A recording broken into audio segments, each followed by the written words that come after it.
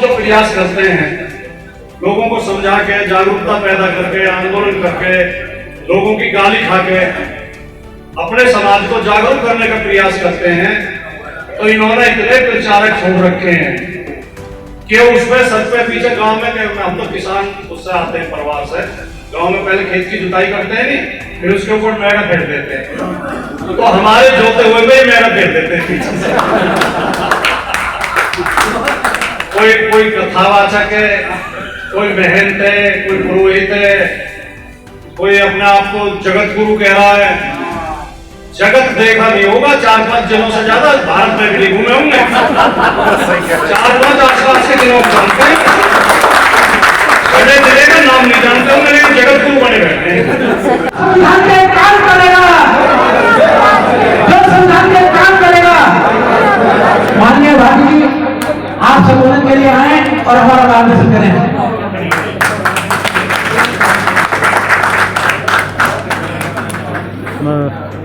कार्यक्रम के अध्यक्ष मुझे थोड़े से साइड में, थोड़े से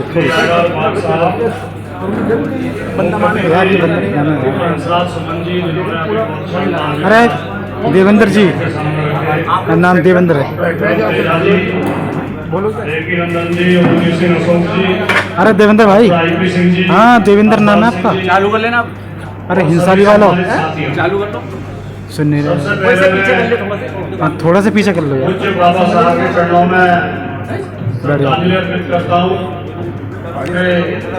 श्रद्धा सुमन अर्पित करता हूँ। साथियों, उदय संस्था और उससे जुड़े सभी साथी बहुत बहुत बधाई के पात्र हैं कि आप यहाँ आज इतने महत्वपूर्ण विषय पर संविधान के प्रति जागरूकता पैदा करने के लिए ऐसा शानदार कार्यक्रम चल रहे हैं। भारत का संविधान विश्व के सर्वश्रेष्ठ संविधानों में गिना जाता है। भारत का संविधान व्यक्ति की गरिमा, व्यक्ति का सम्मान, व्यक्ति की आजादी, व्यक्ति की महत्व से जुड़ा हुआ है, जो एक इंसान को महत्व दिया जाना चाहिए। और ये संविधान इतने अच्छे प्रावधान करता है, इसने काफी हद तक संविधान के बल पर इस देश के नागरिकों ने काफी हद तक समता, समानता, भाईचारा, प्रगतिशीलता, शिक्षा, रोजगार की तरफ कदम बढ़ाए हैं।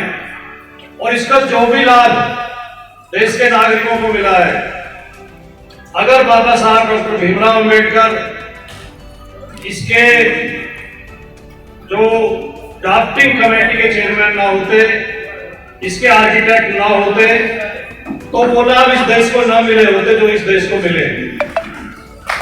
बाबा साहब के संविधान के बल पर जो लोग सदियों से उपेक्षित थे, दबे, कुचले, पिछड़े, आदिवासी, दलित, अल्पसंख्यक, गरीब, किसान, मजदूर, नौजवान, महिलाएं, इन सबको आजादी के साथ जीवन जीने का अधिकार मिला। और यही बात कुछ लोगों की आंखों में अखरती है, इसलिए बार बार संविधान के ऊपर प्रहार करते हैं, तरह तरह के बहाने बना के, तरह तरह के कारण खोजकर, तरह तरह के कुतर्क लाकर बाबा साहब के द्वारा दिए गए संविधान को कमजोर करना चाहते हैं। अभी सुमन साहब कह रहे थे कि ढेर सारे कांटे लगे हैं। कांटे नहीं लगे, छुरियां चली हैं, तलवारें चली हैं। मुझे एक कवि की पंक्तियां याद आती हैं कि उस तरह जिन पर चले हैं मान्यवर, वे हमारे ही गले हैं मान्यवर, और झेल जाते हैं खुशी से हर सितम, ये हमारे हौसले हैं मान्यवर। और साफ कोई से जिन्हें परहेज है, हम उन्हें अक्सर खले हैं मान्यवर। और भूख पर चर्चा, गरीबी पर बहस, ये सब बड़ों के चोंचले हैं मान्यवर। हमारा तो उद्देश्य केवल बाबा साहब के सम्मान को, बाबा साहब के नाम को, उनके दिए हुए संविधान को जिंदा रखने का रहना चाहिए। और इसी संविधान ने हमें जो आरक्षण की व्यवस्था दी है, जिसके ऊपर आज विशेष चर्चा रखी गई है, छत्रपति साहू जी महाराज ने जो 1902 में आज ही के दिन पहली बार इस देश में हम कहते हैं कि दलित कमजोरों के लिए, मैं कहता हूं कि गैर ब्राह्मणों के लिए सरकारी नौकरी में व्यवस्था की और शिक्षा के दरवाजे खोले थे। महात्मा ज्योतिबा फुले, माता सावित्रीबाई फुले जैसे महापुरुषों ने शिक्षक दिवस मनाते हैं, तो हम ऐसे लोगों का नाम शिक्षक दिवस के दिन लेते हैं जिनका इस देश की शिक्षा व्यवस्था को सुधार करने में कोई योगदान नहीं है। अगर इस देश में शिक्षा दिवस मनाया जाना चाहिए तो माता सावित्रीबाई फुले के जन्मदिन पर मनाया जाना। उन्होंने पहली बार स्त्रियों के लिए भी शिक्षा के दरवाजे खोले, दलित पिछड़ों के लिए तो खोले ही खोले, लेकिन स्त्री तो सभी समाज की उपेक्षित थी और आज भी ये लोग उपेक्षित रखना चाहते हैं। जब 26 नवंबर 1949 को बाबा साहब के द्वारा ड्राफ्ट किया हुआ संविधान सभा में स्वीकृत किया गया, तो उसके 4 दिन बाद 30 नवंबर के ऑर्गेनाइजर अखबार में आरएसएस के उस समय के प्रमुख गोलवलकर के द्वारा एक लंबा लेख लिखा गया और उन्होंने कहा कि ये संविधान तो विदेशी संविधानों की नकल करके बनाया गया है, हमें ये संविधान स्वीकार नहीं है, ये कटिंग पेस्टिंग का संविधान है, इसमें भारत की मूल आत्मा नहीं है, हमारा संविधान मनुस्मृति पर आधारित होना चाहिए। ये लोग उस मनुस्मृति पर आधारित संविधान चाहते थे जो मनुस्मृति कहती है कि स्त्रियों को किसी भी अवस्था में स्वतंत्र नहीं छोड़ना चाहिए, उसे बचपन में पिता के अधीन, युवावस्था में पति के अधीन और वृद्धावस्था में पुत्र के अधीन रहना चाहिए। स्त्रियां स्वतंत्र होते ही चरित्रहीन हो जाती, ये मनुस्मृति कहती है और उसी बात को तुलसीदास अपने रामचरितमानस में दोहराते हैं बार बार और अन्य अनेक ग्रंथों में दोहराई गई। ये दो विचारधाराओं की, दो संस्कृतियों की लड़ाई है। ये केवल संविधान बचाने की या आरक्षण बचाने की लड़ाई नहीं है, ये दो संस्कृतियों का टकराव है। एक तरफ वो शोषण पर आधारित व्यवस्था है जो हजारों साल तक इस देश के ऊपर हावी रही है और काफी हद तक आज भी हावी है। अभी तो अगर मैं गलत नहीं हूं, बहुत डरते हुए कहूं तो मुश्किल से 25% या उससे मुक्त हो पाए, 75% तो अभी भी हमारे ऊपर वो हावी है। पीछे एक विवाद हो गया था, मेरे पीछे कुछ जो है मनुवादी ब्राह्मण पड़ गए, सारे ब्राह्मणों को भी दोष नहीं देते क्योंकि ब्राह्मणों में भी कई लोग समझदार हुए हैं, विचारक हुए हैं, ब्राह्मणवादी व्यवस्था के खिलाफ बोले हैं। तो लेकिन जो मनुवादी ब्राह्मण है वो मेरे पीछे पड़ गए और कहते राजकुमार घाटी ने तो ब्राह्मणों को गाली दी है, ये किया वो किया है। तो उसमें और तो मैं किसी से क्या शिकायत करूं, मेरी खुद की जाति के गुर्जर समाज के लोग भी मेरे खिलाफ उतर गए, कह रहे जी ब्राह्मण तो हमारे पूजनीय है जी, ब्राह्मण को तो हम सबसे ज्यादा सम्मान देते हैं जी। मतलब ब्राह्मण रोज हमें गाली दिए जाए, वो उस ग्रंथ को धर्म ग्रंथ बताता रहे जिसमें लिखा हुआ है कि पूज्य विप्र शीर गुणी शुद्ध न गुणगण ज्ञान प्रमाण सापत ताड़क परुष कहता विप्र पूज्य असगावै संता। ये तो ताड़ना करते हुए भी, गाली देते हुए भी, श्राप देते हुए भी, पीटते हुए भी हम पूज्य हैं। कोई हमें पीट रहा हो तो कहना चाहिए कि पंडित जी और इधर और ना। तो वो गाली दें हमें कोई दिक्कत नहीं। रोल गवार शुद्ध क्वेश्चनारी सकल ताड़ना के अधिकारी वो लिखते हैं और इतनी गंदी गंदी बात लिख रखी है। पीछे काफी चर्चा चली इस पे, रामचरितमानस पे, तो टीवी चैनलों पे हम बैठते थे तो महिला एंकर होती थी, मैं उनसे कहता था कि चलो आप शूद्रों के अपमान को बर्दाश्त कर सकती हो क्योंकि आप शूद्र नहीं हो, आपने वो अपमान झेला नहीं है, कभी देखा नहीं है, लेकिन स्त्रियों के अपमान को आप कैसे बर्दाश्त कर सकते? तुलसी कहता है रामचरितमानस में कि भ्राता पिता पुत्र उर्गारी पुरुष मनोहर निर्खत नारी होई विकल सक मनई न रोकी जो रविमणि रवि बिलोकी। यानी स्त्रियां अगर उन्हें सुंदर पुरुष दिखाई दे तो चाहे उनका भाई पिता पुत्र ही क्यों ना हो वो उसको मोहित हो जाती, वो अपने मन को रोक नहीं पाती। इससे बड़ा अपमान स्त्री जाति का कोई हो सकता है? आप अपनी बहन बेटियों को भी अपमानित कर रहे हो, अपनी बेटियों के अपनी बहनों के प्रति भी सम्मान आपके मन में नहीं है। तो जो ऐसी गंदी गंदी बातें कहते हैं उसके लिए एक बात मैंने कह ही दी, चलो यद्यपि मेरा इरादा वो नहीं था, ईमानदारी से बताऊं, मेरा इरादा किसी को अपमानित करने का नहीं। तो मैं तो खाली उदाहरण के तौर पर मुहावरे बता रहा था कि इस तरह के मुहावरे हमारे समाज में चलते हैं। और उससे पहले जो मैंने सुनाया तो मुहावरा गुजर और अहीर के खिलाफ था। तो गुजर अहीर के खिलाफ जो मुहावरा सुना है उसमें किसी को बुरा नहीं लगा। ब्राह्मणों के खिलाफ एक कहावत हो गई तो भूचाल आ गया, मेरे खिलाफ 8-10 मुकदमे हर जिले में। अभी भी मैं कार्यक्रम में आया तो बाहर दरोगा जी खड़े थे, मुजफ्फरनगर से आए थे, वो साइन करा के लेके मेरे नोटिस पे तो मुझे फोन कर देता है कि मुझे आना है। मैंने भैया मैं कार्यक्रम में आ रहा हूँ, वहीं मिल जाना। यही खड़े थे मुजफ्फरनगर सिविल लाइन में। तो ये इतनी पीड़ा, इस तरह की बातें ये कहां से आते हैं? बाबा साहब ने जब भारत का संविधान लागू किया तो बाबा साहब ने कहा कि आज के दिन तक इस भारत में जो कुप्रथाएं थी, जो परंपराएं थी, जो रूढ़ियां थी, जो चाल चलन था, जो सोच थी, और जिन पुस्तकों को हम ग्रंथ मानते थे, जिन्हें हम पूज्य मानते थे, जिनके आधार पर समाज चलता था, आज इस संविधान के लागू होने के बाद सब खत्म। अब सबके ऊपर ये संविधान लागू होगा। अब सबके ऊपर ये संविधान लागू होगा और भारत का हर नागरिक बराबर होगा। और जाति और जन्म के आधार पर कोई भेदभाव करेगा तो उसके लिए कानून का प्रावधान किया गया, उसके लिए सजा का प्रावधान होगा। कोई जाति और वर्ग के आधार पर किसी व्यक्ति को किसी सार्वजनिक स्थान में प्रवेश करने से नहीं रोक सकता, किसी बर्तन को छूने से नहीं रोक सकता, कहीं बैठने से नहीं रोक सकता, कहीं स्कूल में एडमिशन लेने से नहीं रोक सकता, पूजा घरों में, पूजा स्थलों में जाने से नहीं रोक सकता।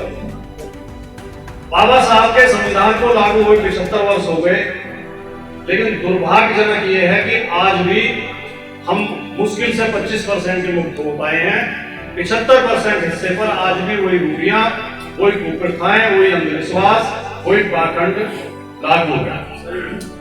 और हम और आप जैसे लोग थोड़ा बहुत जो प्रयास करते हैं, लोगों को समझा के, जागरूकता पैदा करके, आंदोलन करके, लोगों की गाली खा के अपने समाज को जागरूक करने का प्रयास करते हैं, तो इन्होंने इतने प्रचारक छोड़ रखे हैं कि उसमें सर पे पीछे गांव में हम तो किसान उससे आते हैं, प्रवास है, गांव में पहले खेत की जुताई करते हैं नहीं, फिर उसके ऊपर मैड़ा फेर देते हैं। तो हमारे जोते हुए में मैड़ा फेर देते हैं पीछे से। कोई कथावाचक है, कोई महंत है, कोई पुरोहित है, कोई अपने आप को जगत गुरु कह रहा है। जगत देखा नहीं होगा, 4-5 जिलों से ज्यादा भारत में भी घूमे होंगे। 4-5 आसपास के जिलों को जानते हैं, बड़े जिले का नाम नहीं जानते होंगे, लेकिन जगत गुरु बने बैठे हैं।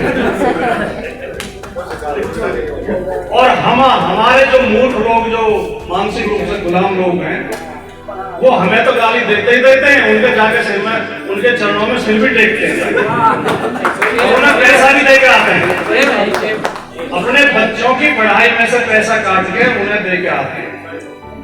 और ये जब जो है कई हजार करोड़ रुपए राम मंदिर में इकट्ठे होते हैं, ये उस रुपए से विधायक खरीद के सरकार के आते हैं। इस बात को समझ ही नहीं रहे कि हमारे पैसे का सदुपयोग क्या होगा। हमसे कहते हैं कि पैसा तो हाथ का मैल है, गुरुजी फिर क्या करें, मुझे दे दो, मतलब मैल तुझे दे रहे। हमारे बच्चों से कहेंगे कि कावड़ लेकर आओ, उधार हो जाएगा, नौकरी मिल जाएगी, बढ़िया नंबरों से पास हो जाओगे। और अपने बच्चों को पढ़ाते हैं अमेरिका, लंदन की यूनिवर्सिटी और देश की टॉप यूनिवर्सिटीज में, तो कामयाब कौन होंगे? तो ये सवाल ये है, ये जो पाखंड फैला रहे हैं, और वो अकेले नहीं है, ये जो पाखंड फैला रहे हैं और जो अंधविश्वास के नाम का ही खा रहे हैं, देसी घी का हलवा हमसे बनवा के खाते हैं और फिर दक्षिणा भी लेते हैं और हमारे खिलाफ काम करते हैं। इनके ही सारे रिश्तेदार टीवी चैनलों में बैठे हैं। टीवी चैनल्स में 90% एंकर एक ही जाति से आते हैं, एक ही समाज से आते हैं, और ये सब उनके रिश्तेदार हैं। जब उनके खिलाफ बोला जाता है तो ये शोर मचाते हैं, सनातन को खतरा, सनातन पर प्रहार, धर्म के खिलाफ बोल रहे हैं, धर्म। यार तुम मंदिर में चोरी कर रहे हो, ये धर्म के खिलाफ बोलने का हो गया। और इनके रिश्तेदार फिर कोर्ट में बैठे, अगर कोई केस कोर्ट तक पहुंच भी जाए तो वहां जाके उसे, तो लड़ाई अभी बहुत लंबी है। लड़ाई को कमजोर मत समझो, लड़ाई बहुत लंबी है। बाबा साहब की वजह से, उनकी कृपा से, उनके प्रति हम जितना आभार व्यक्त कर सके उतना कम है कि उन्होंने थोड़ा झिझोड़ा तो है, उन्होंने थोड़ा जड़ को हिलाया, लेकिन जड़ उखड़ी नहीं है, उखाड़नी हमें आपको है। बाबा साहब को हिलाया।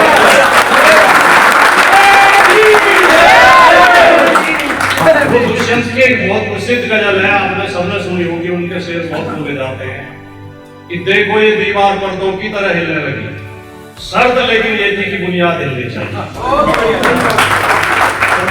ये पूरी सुना देता हूँ, अच्छी है, शिक्षाप्रद है।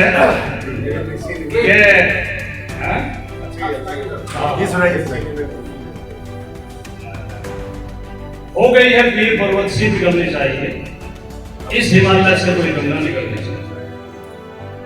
और देखो ये दीवार पर्दों की तरह हिलने लगी, शर्त लेकिन ये थी बुनियाद हिलनी चाहिए। और सिर्फ हंगामा खड़ा करना मेरा मकसद नहीं है, मेरी कोशिश है कि ये सूरत बदलनी चाहिए।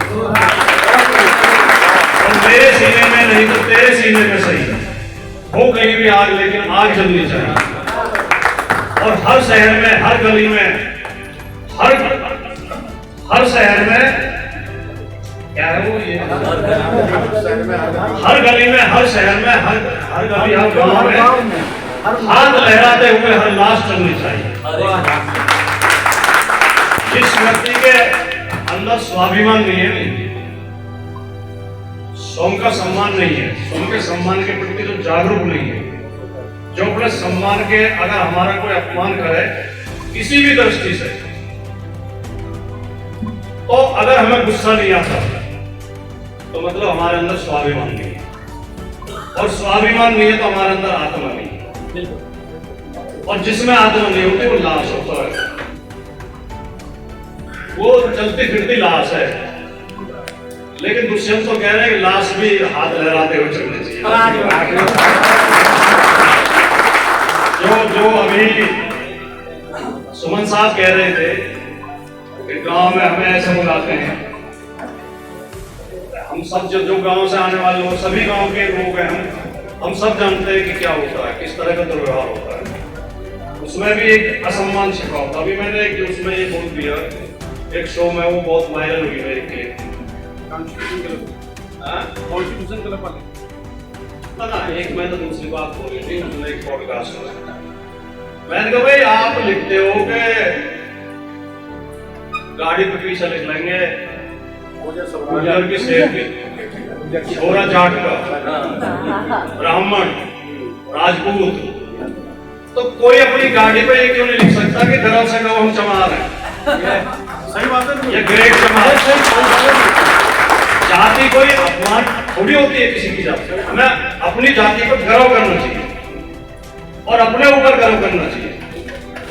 ये ही भावना हमारे अंदर होनी नहीं चाहिए। मैं, आप में से बहुत लोगों को पता होगा, सुमन जी को आभास होगा, अब से 30, 35, 40 साल पहले तक नोएडा में, हमारे गांव में, नोएडा दादरी क्षेत्र में भी जो गुजर बहुल क्षेत्र है, वो गुजर अपनी पहचान छिपाते थे, बताने में शर्माते थे कि हम गुजर। ये ही भावना थी, लेकिन थोड़ी जागरूकता ये बताने लगे तो सबको बताना चाहिए।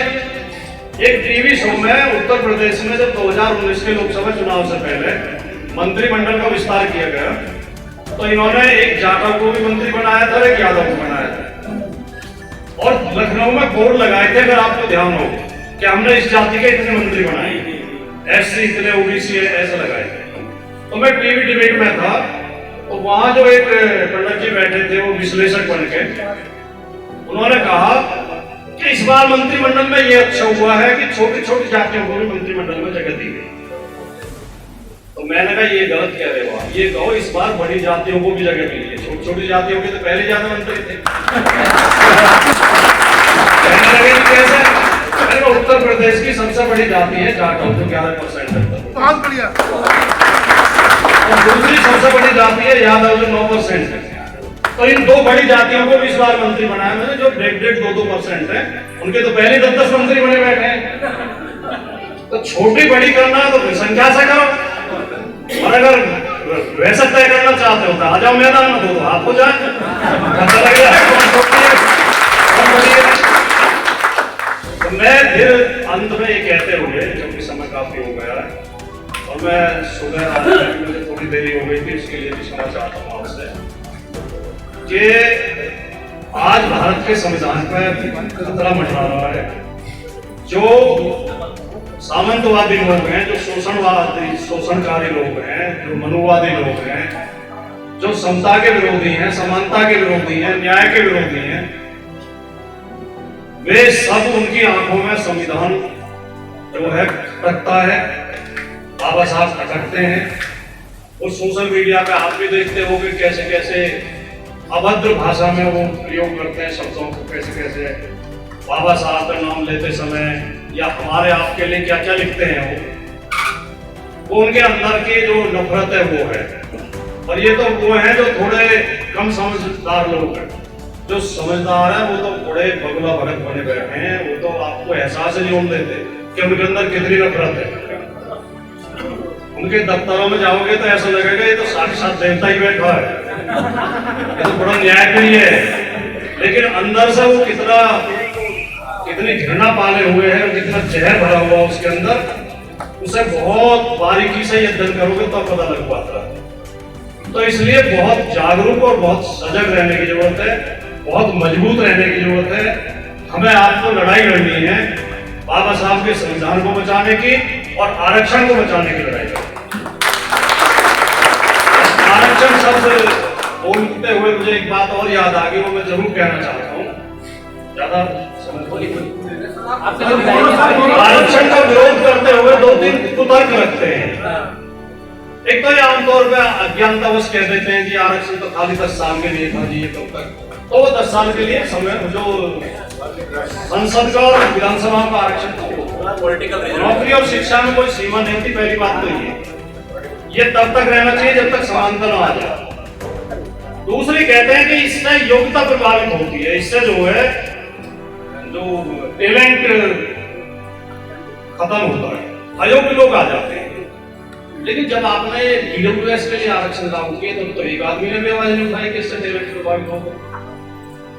ये तो बिना नियम के, बिना किसी सर्वे के, बिना कोई आयोग के, बिना किसी रिपोर्ट के लागू हो गया। और ईडब्ल्यूएस में अगर आप देखो तो उसमें 5% आबादी आती है भारत की, उनके लिए आपने 10% आरक्षण लागू कर दिया। और ओबीसी जो कम से कम 65% बैठेगा अगर जाति जनगणना हो जाए, उनके लिए 27% है, और वो 27 भी आप लागू नहीं कर रहे। तो जब ये योग्यता का प्रश्न उठाते हैं तो एक उदाहरण अक्सर देते हैं, आरक्षित वर्ग के डॉक्टर से कौन इलाज कराना चाहेगा? अभी मूर्खों को ये समझाया कि आरक्षण केवल एडमिशन में तो है, एग्जाम में तो कोई आरक्षण नहीं है। तो उसे एडमिशन मिल गया लेकिन एग्जाम तो उसने आपके साथ बैठ के दिया है, तो पढ़ के आया हो आदमी तभी तो उसे डिग्री मिली है। और मेरा ये व्यक्तिगत अनुभव है, मैं ज्यादातर मेरे परिवार का इलाज सरकारी अस्पताल में होता है। पहले हम दादरी में रहते थे, दादरी सरकारी अस्पताल में सारे बच्चों का इलाज होता था। अब हम गेट नोएडा में रहते हैं तो जिम से कराते हैं। मैं ईमानदारी से बता रहा हूँ, मेरा यह व्यक्तिगत अनुभव है कि ये जो मिश्रा जी और पांडे जी और गुप्ता जी और गोयल जी जो आते हैं, ये वहाँ मरीज देखते ही नहीं होगी। ये तो फर्जी सर्टिफिकेट बनाने में लगे रहते हैं, पैसा वसूलने। वो जो एससी ओबीसी के डॉक्टर होते हैं, मरीज वही देखते हैं, इलाज वही करते हैं। तो साथियों, इन सब चीजों को समझते हुए और इसके प्रति जागरूकता पैदा करने के लिए जो अभी कहा गया, सुमन जी ने कहा कि यहाँ से कुछ लेके जाए, तो हर आदमी अगर हमारे संकल्प लेके जाए कि मैं जाके 10, 20 लोगों को ये बात बताऊंगा कि मैं क्या बातें हुई और हमें क्या करना है आगे, तो मैं समझता हूँ हम ये लड़ाई जल्दी जीत सकते हैं। नमस्कार, जय हिंद, जय भारत। एक बार जोरदार तालियां भारत जी के लिए। धन्यवाद राजकुमार भाटी सर, आपने बहुत महत्वपूर्ण अपना समय निकालकर उदय संस्था के लिए और हमारे तमाम जो ऑडियंस आए हैं उनको आपने संबोधन किया।